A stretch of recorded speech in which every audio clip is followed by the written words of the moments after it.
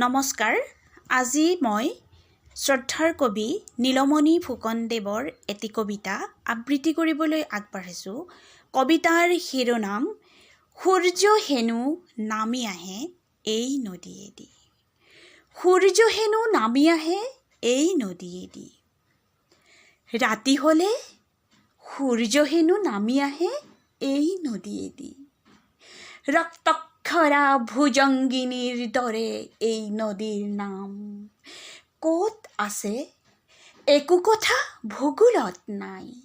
হয়তো অদৃশ্য এই ক্ষিপ্ত নদীৰ আজিলৈকে একো নাম নাই। মাজনিশা সাৰ পালে উঠি আহি চাবা দূৰণিলে। এটি অতিকাই দীঘলীয়া সপোনৰ মকৰাৰ দৰে এটি চকু সেউজীয়া মৰা এটা মাছৰ পিঠিত উঠি কেনেকৈ এই নদীয়েদি উটি উটি যায়।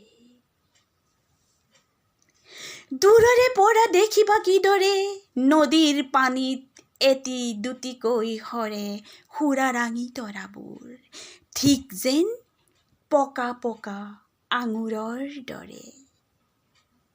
শুনিবা দূৰত জোঙা এটা শিলত পৰি চীনামাটিৰ প্লেটৰ দৰে ফাগুনৰ জোন ভাঙি যোৱা দেখি চৰাইবোৰে কেনেকৈ কান্দে। হঠাতে আকাশখনি চোকা তৰোৱালৰ ধাৰৰ দৰে নামি অহা যেন লাগিলে তোমাৰ। চুলিবোৰ আনি মাথো চকু মুখ অন্ধকাৰ কৰি দিবা।